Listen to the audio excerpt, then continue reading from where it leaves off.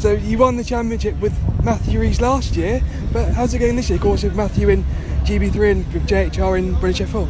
Yeah, obviously Matthew's taken the step up to GB3. As we were saying just before, the championship is so competitive this year across both GB3 and British F4. So not been the start of the year we'd like with Matt, but you know the potential's there. It's a couple of small pieces away from being back to where he deserves at the front and hopefully dominating. In F4 as well, we got a new car, so we've got two very quick drivers in Georgi Dimitrov and Joseph Loke, both proven race winners last year. They're at the front, and then we've got young Noah Lyle, who's making his first trip over from Australia, who's got massive potential, but obviously still very green to it. And you know his time is coming. It's just a bit of patience, as with the other two as well.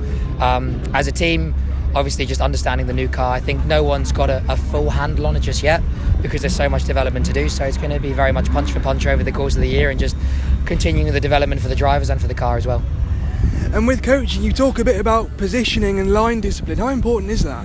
I mean, it's everything. I mean, you come to a circuit like this where you look at how close it is from P2 to P7. I think it's like half a tenth.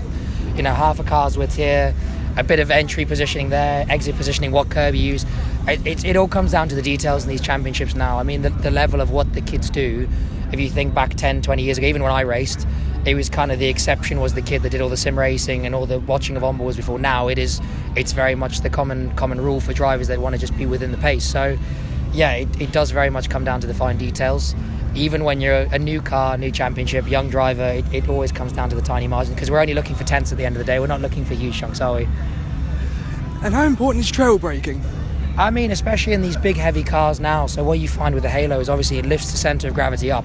If you're off of the brake or off the throttle, if you're free rolling, we call it, you basically have this giant 20 kilo bit of mass trying to shift around the car. So the driving style from previous years has massively changed. But you know, this is the perfect school for the young drivers to set them up to go into GB3, Formula Regional, FIF3, because we're teaching them the same style of driving, just in a slightly slower car.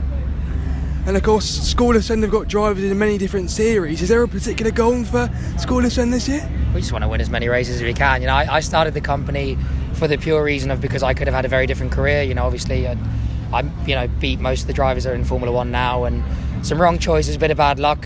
You know, the wrong guidance meant that I'm now sad watching rather than driving.